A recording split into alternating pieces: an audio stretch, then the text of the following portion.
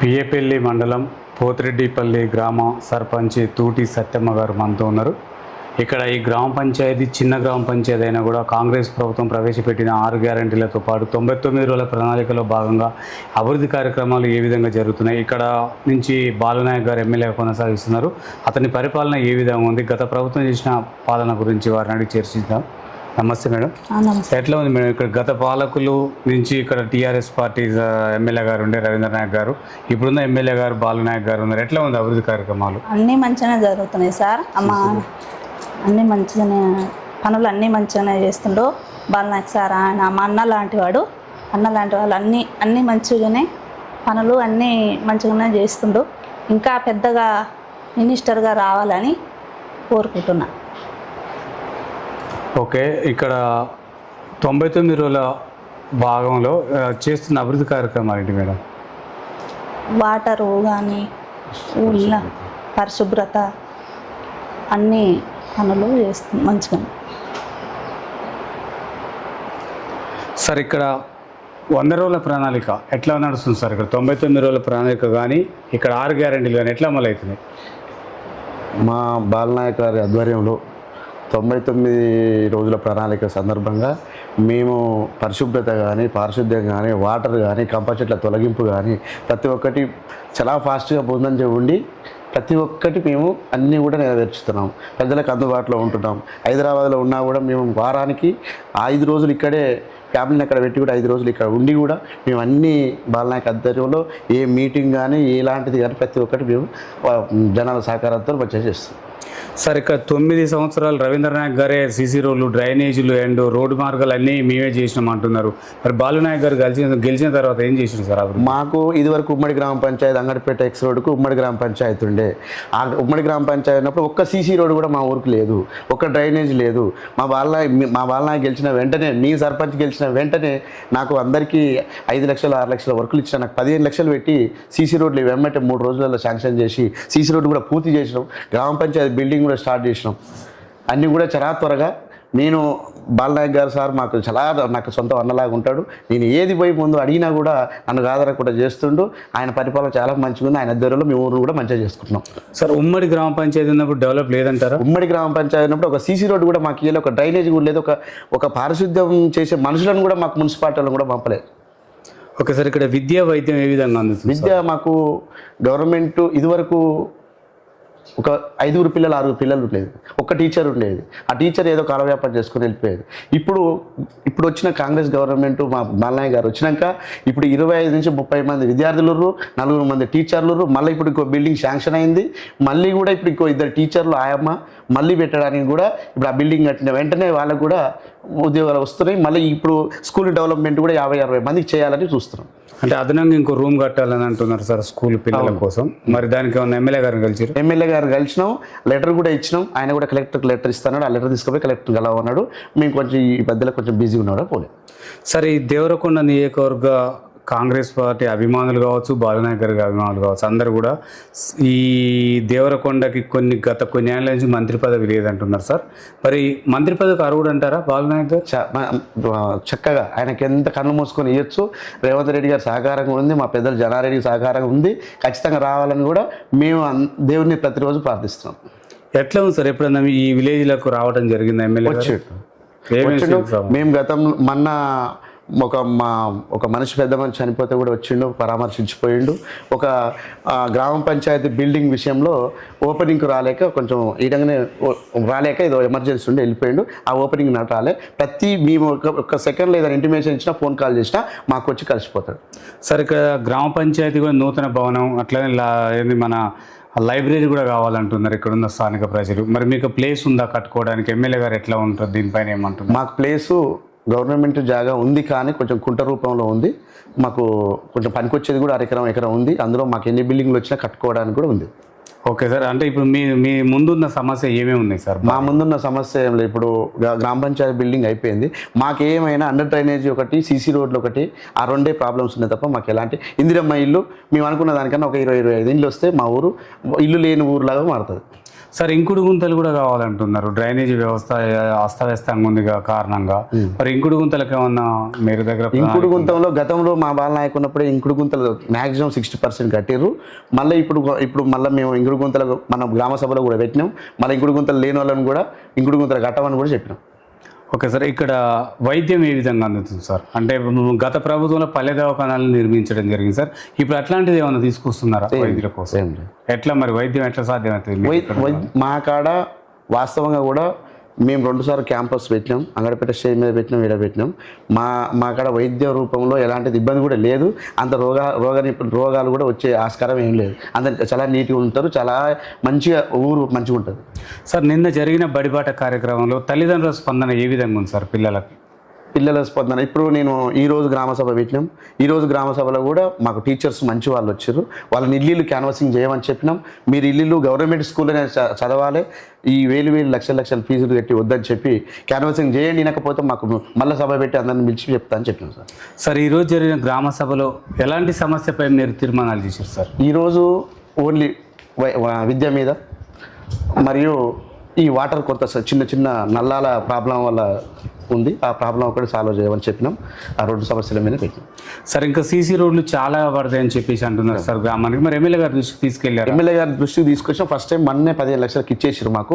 ఇంకో 25 లక్షలు అయితే మాకు పూర్తి అయిపోతాయి సీసీ రోడ్. సార్ ఇక్కడ నిరుద్యోగ యువత కూడా ఉన్నారని తెలుస్తుంది సార్, వాళ్ళకు ఉపాధి ఏ విధంగా కలుగుతుంది? ఎమ్మెల్యే గారు ఏమన్నా జాబ్ మేళలు ఏర్పాటు చేస్తున్నారా? ఉత్తమ్ కుమార్ రెడ్డి గారు పెట్టి జాబులు ఇప్పించారు. ఇప్పటికైతే జాబ్ మేల్ అనేది ఏం పెట్టలేదండి. మేము సార్ దృష్టికి కూడా తీసుకుపోలే. ఇంకా మేము సార్ కొంచెం బిజీగా ఉండు, మేము ఈ నెలలో కూడా సార్కి ఇవన్నీ దృష్టికి తీసుకుపోదామని చూస్తున్నాం. సార్ సర్పంచ్ గారు ఇక్కడ హైదరాబాద్లో ఉంటాడు అనేది ఒక టాక్ వస్తుంది అక్కడక్కడ, మరి వాళ్ళకి మీరు ఏం చెప్తారు సార్? మేము హైదరాబాద్లో ఉన్నా కూడా ఫ్యామిలీ ఆడ ఉన్నా, నేను వారానికి 5 రోజులు ఇక్కడే ఉంటాను. ప్రతి సమస్యకు రెస్పాన్స్ అవుతా, ప్రతి ఫోన్కి రెస్పాన్స్ అవుతా, ఏ ఆపత్తున్నా వస్తా, ఏ సహాయం ఉన్నా చేస్తా. మా ఊళ్ళో ఎవరు చనిపోయినా భోజనం నేనే వండిస్తా, నేనే పంపిస్తా. ప్రతి హాస్పిటల్ నిమిత్తం ఏదైనా ఉన్నా కూడా నేనే పంపిస్తా. ఎలాంటి ఇబ్బంది ఉన్నా నేను ఎక్కడ ఉన్నా కూడా 5 రోజులు ఇక్కడే ఉంటా. ఆ 2 రోజులు ఎక్కడన్నా ఉన్నా కూడా నేను ప్రతి ఫోన్కు రెస్పాన్స్ ఇస్తాను. సార్ గ్రామ భద్రత కొరకై సీసీ కెమెరాలు ఏమైనా ఏర్పాటు? సీసీ కెమెరాలు మననే మీటింగ్ పెట్టాం. మా ఊళ్ళో చిన్న దొంగతనం జరిగిందని మీటింగ్ పెట్టాం. సీసీ కెమెరాలు కూడా వేపిస్తాను హామీ ఇచ్చిన. ఈ 10 డేస్లో పూర్తి చేస్తాను. అంటే ఎట్లా సార్, అవి దాతలు ఉన్నారా? దాతలు లేకుండా నేను చేస్తాను చెప్పిన. ఓకే, మీరే ఎవరు రాకుండా చేస్తాను. ఎన్ని పడతాయి సార్ మొత్తం? 3 సీసీ 4 సీసీ కెమెరాలు పడతాయి. ఇక్కడ ఈ బజారు మొత్తం మా ఇంటికి ఉన్నాయి ఆల్రెడీ. అక్కడ మెయిన్ రోడ్ వరకు పెట్టాల్సి వస్తుంది. ఒక 3 నుంచి 4 సీసీ కెమెరాలు పడతాయి. సార్ ఇక్కడ 6 గ్యారంటీలు కొన్ని అమలు కావట్లేవు అంటున్నారు, ఇబ్బంది అవుతుంది అంటున్నారు. ఇంతవరకు అమలు కాంది మా కాడ లేదు. అమలు కాందంటేది లేదు. కొత్త పెన్షన్ లబ్ధిదారులు ఎంతమంది ఉన్నారు సార్? కొత్త పెన్షన్దారులు ఒకటి మన అప్లికేషన్లు మొత్తం టోటల్గా పెట్టారు. ఇప్పుడు రెడీగా పెట్టుకొని ఉన్నారు. దాదాపు ఒక 30 నుంచి 40 మంది ఉంటారు. ఆ 40 మంది కూడా అప్లికేషన్ రెడీ చేసుకుని పెట్టి ఇప్పుడు రేవంత్ రెడ్డి గారు చెప్పగానే అది కొట్టిపించేస్తారు. ఇప్పుడు ఇందిరమ్మ ఇండ్లు నికాసైన పేదలకు రాలేవని కొంత టాక్. మా కాడ ఒరిజినల్గా ఉన్న వాళ్ళకే పెట్టిర్రు. 6 పెట్టిర్రు, 6 కట్టేసారు. ఇంకా మాకు ఒక 20 మందికి పడతాయి. ఆ 20 మందికి నేను ఎమ్మెల్యే గారి కొట్లాడతా తెస్తా. ఆ 20 మందికి కూడా నేను పూర్తి చేస్తాను. సార్ ఉచిత బస్సుని ఎంతమంది మహిళలు వినియోగించుకుంటారు ఈ గ్రామం నుంచి? ప్రతి ఒక్కటి నా భార్యతో సహా ఉచిత బస్సే వినియోగం. ఇక్కడికి వస్తుందా సార్ ఈ విలేజ్కి? వస్తుంది. ఈ విధంగా హైదరాబాద్ బస్సు డైరెక్ట్ ఉంటుంది. ఇక్కడ మంచినీటి సౌకర్యం ఏ విధంగా? మంచినీటి చాలా మంచిగా ఉంది. కొంచెం ట్రాన్స్ఫారం మోటార్ల విషయంలో ఇబ్బంది ఉంటే మా ఎమ్మెల్యే గారి సహకారంతో మేము ట్రాన్స్ఫారం చెప్తే 3 రోజులలో ట్రాన్స్ఫారం వేయించిండు. ఇప్పుడు మోటార్లు పోస్తున్నాయి. మంచిగా ఉంది. మంచినీటి సౌకర్యం విషయం బగిరేది అంతా మంచిగా ఉంది. సార్ ఇక్కడ మహిళా భద్రత కోసం మీ దగ్గర ఎలాంటి ప్రణాళిక ఉంది సార్? మహిళా భద్రత కొరకు మేము పోలీసుకు ఎనీ టైం మాకు నైట్ ఎనీ టైం పోలీసు మాకు తిరుగుతూనే ఉంటారు. వెహికల్ ఒక సీసీ కెమెరా ఒక ఏర్పాటు చేస్తే మాకు ఊరికి ఎలాంటి ఇబ్బంది లేదు. సార్ ఇక్కడ కొంతమంది పిల్లల ఆకతాయిలు బండి స్పీడ్ పోవటం, మద్యం సేవించి డ్రైవింగ్ చేసటం అట్లాంటివి జరుగుతున్నాయి, మా దృష్టికి వచ్చింది సార్. వాటిపైన మీరు అంటే పోలీస్ వాళ్ళ సహకారంతో ఏమన్నా మీరు సలహా సూచన? మేము చెప్పినాం. ఆల్రెడీ మీటింగ్ ఎస్ఐ గారు వచ్చాడు, మా అక్కడ మీటింగ్ పెట్టిండు. ఈ బండ్లు స్పీడ్ పోవడం కానీ ఈ కటింగ్లు చిల్లర కటింగ్లు ఉన్నా కూడా అవన్నీ నేను సాల్వ్ చేస్తాను మాట ఇచ్చాను. సీసీ కెమెరా పెట్టిన వెంటనే అది కూడా సాల్వ్ చేస్తాను. సార్ ఈ అంటే యువత మొత్తం కూడా మద్యానికి డ్రగ్స్కు బానిసలు అవుతున్నారు, ఫోన్ బెట్టింగ్లకు కూడా. అట్లా కాకుండా తల్లిదండ్రులకు మీరు అవగాహన సౌకర్యాలు ఏమైనా కల్పించున్నారు? చేస్తాం. మేము ప్రతి మీటింగ్లో కానీ ఏమన్నా 10 మంది 20 మంది 5 మంది పిల్లలు ఉన్న కాడ కూడా ప్రతిదీ నేను అదే విషయం వాళ్ళకి ఎక్స్ప్లెయిన్ చేస్తుంటా. ఇట్లా కాకండి అని చెప్తా. ప్రతిదీ ఏదైనా కేసు విషయం ఏదైనా వచ్చినా కూడా ఫస్ట్ కటింగ్ మార్చుకొని పద్ధతి మార్చుకొని చెప్పి ఎస్ఐ గారికి కూడా మందలేయమని కూడా చెప్తాను. సార్ ధరణి గత ప్రభుత్వం ప్రవేశపెట్టిన ధరణి పోర్టల్ ద్వారా కొంతమంది రైతులు భూమి కోల్పోయిన వాళ్ళు కానీ అవకతవకలు ఉన్న వాళ్ళు ఉన్నారు సార్. మరి భూభారతి ద్వారా సెట్ అయ్యే అవకాశాలు ఉన్నాయి? మా కాడ అలాంటివి ఏం లేవండి. ఏమైనా మిస్సింగ్ పడ్డవి ఉన్నాయి. ఆ మిస్సింగ్ కూడా మేము చెప్తున్నాం, చేసేస్తున్నారు ఎంఆర్ఓ వాళ్ళు. అది భూభారతి ద్వారా set ఇబ్బంది అవుతుంది. లేదు మాకు. ఇక్కడ ఉపాధి కూలీలు కూడా ఉన్నారు. వాళ్ళకు ఫింగర్స్ పడట్లేవు. ఆ సమస్య మీ దృష్టికి వచ్చింది? ఫింగర్స్ పడవని ఏం లేదు. ఐస్ కానీ ఐస్ ఫస్ట్ ఒక 2 days అట్లా ఇబ్బంది పెట్టింది. తర్వాత ఇప్పుడు మంచి ప్రాబ్లం సాల్వ్ అయింది. నిన్న కూడా ఒక మనిషి గుండు కొట్టించుకుంటే ఫోటో పడకపోతే కూడా వేరే అదర్ నేత ఇట్లా చూయిస్తే పడుతుంది. దాంట్లో ఇబ్బంది ఏం లేదండి. సార్ ఇక్కడ మీకు పాలక మండలి అంటే వార్డు మెంబర్లు, ఉప సర్పంచ్ సహకారాలు ఎట్లా ఉన్నాయి సార్? మాకు వాళ్ళ వల్ల ఎలాంటి ఇబ్బంది ఏం లేదండి. మాకు ఎందుకంటే నాకు వినామస్ అయింది. మా ఊర్లో వినామస్కి అందరం మాట్లాడినా ఏ సమస్య వచ్చినా కూర్చొని మాట్లాడితే మా ఊర్లో సాల్వ్ అవుతుందండి. సార్ మీరు గ్రామానికి ఏమి హామీ ఇచ్చారు? గ్రామానికి మేము గుడి కట్టుకునేది ఉంది. గుడి కట్టాలి, సీసీ రోడ్లు పూర్తి చేసే బాధ్యత, ఇంకా వాటర్ సమస్య లేకుండా చేసే బాధ్యత నేను హామీచ్చాను. అంటే ఎంత టార్గెట్ సార్ ఈ గ్రామానికి? అంటే మీరు అభివృద్ధి కోసం మీరు ఎంత టార్గెట్? నాకు 20-25 లక్షలు పెడితే నాకు సీసీ రోడ్లు అండర్ డ్రైనేజ్ అయిపోతుందండి మొత్తం. నేను ఖచ్చితంగా ఎమ్మెల్యే గారిని కొట్టాడతా. మా సార్ నన్ను కాదన్నాడు, ఖచ్చితంగా ఇస్తాడు. మా ఊరిని అభివృద్ధి చేస్తానన్న నమ్మకం నాకు. Okay sir. అంటే ఇప్పుడు కాంగ్రెస్ ప్రభుత్వానికి బీఆర్ఎస్ ప్రభుత్వం తేడాలు ఏంటి? గత ప్రభుత్వం ఏ విధంగా చేసింది డెవలప్మెంట్? గత ప్రభుత్వంలో మా ఊరికి ఎలాంటి సీసీ రోడ్ కాదు, ఒక వాటర్ పైప్ లైన్ కూడా లేదండి.